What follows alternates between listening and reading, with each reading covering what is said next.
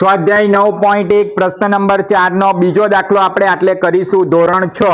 તો બીજા દાખલામાં આપણને ઊંચાઈ આપવામાં આવી છે 31.4 મિલીમીટર અને ક્ષેત્રફળ ત્રિકોણનું ક્ષેત્રફળ આપવામાં આવ્યું છે આપણને ક્ષેત્રફળ 1256 મિલીમીટર નો 2 ઘાત ને આટલે આપણે આધાર બી શોધવાનો છે। આધાર બી શું કરવાનો છે? શોધવાનો છે। ઊંચાઈ h આપવામાં આવેલી છે માટે આપણે ત્રિકોણના ક્ષેત્રફળ પરથી આધાર શોધી નાખીશું। માટે ત્રિકોણનું ક્ષેત્રફળનું સૂત્ર મૂકીશું। ક્ષેત્રફળ બરાબર 1/2 ગુણ્યા પાયો બી ગુણ્યા ઊંચાઈ h। તો જે કિંમત આપેલી છે તે મૂકી દઈએ। 1256 મિલીમીટર નો 2 ઘાત 1/2 ગુણ્યા બી શોધવાનો છે। ઊંચાઈ h આપી છે 31.4 મિલીમીટર। તો આટલે આપણને જે શોધવાનું છે તે ડાબી બાજુ લઈ જઈશું। માટે બી ગુણ્યા 31.4 મિલીમીટર ગુણ્યા 1/2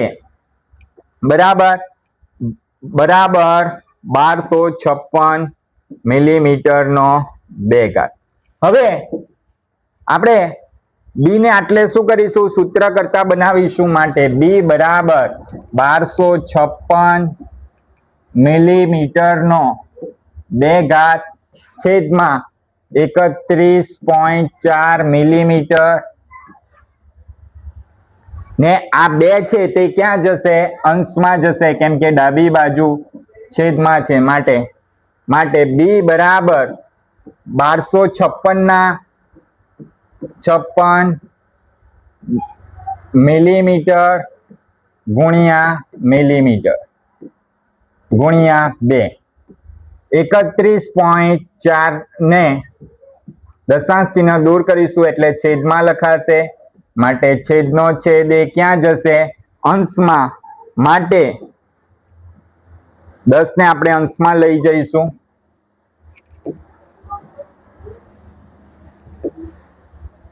1256 મિલીમીટર નો 2 ઘાત ગુણ્યા 2 ગુણ્યા 10 અંશમાં આવી ગયા।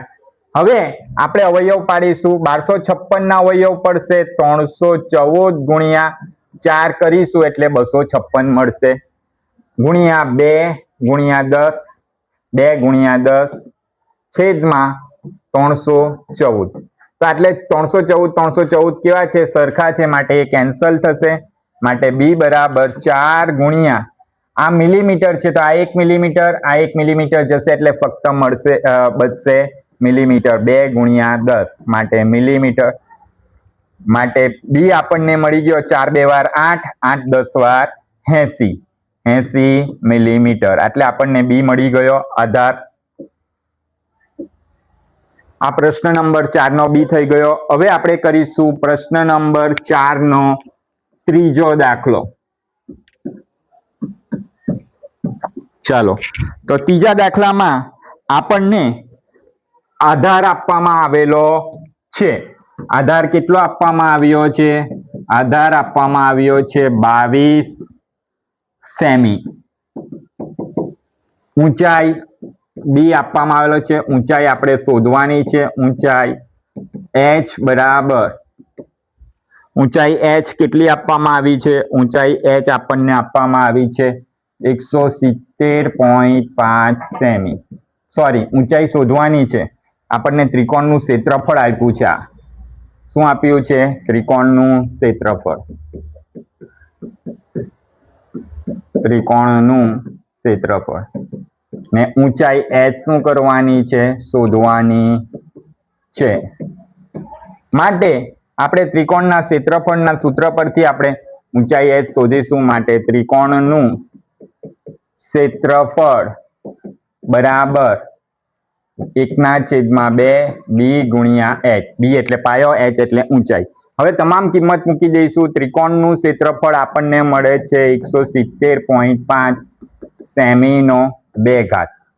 તે તમે જોઈ શકો છો, બરાબર. હવે 1/2 બી બરાબર મળે છે આપણને 22 સેમી, માટે બી મૂકીશું 22 સેમી અને એચ શું કરીશું? શોધવાના છે. હવે જે રીતે આપણે શોધવાની વસ્તુ ક્યાં લઈ જઈએ છે? ડાબી બાજુ શોધવાની સંખ્યા માટે એચ બરાબર 22 સેમી ગુણ્યા 1/2.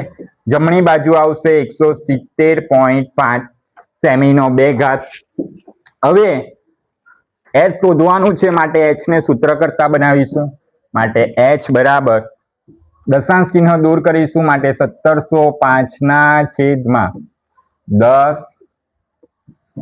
સેમીનો 2 ઘાત ગુણ્યા છેદમાં 2 છે તે જમણી બાજુ જશે એટલે અંશમાં, અને અંશમાં છેદમાં અંશમાં 22 સેમી છે તે જમણી બાજુ જશે એટલે છેદમાં 22.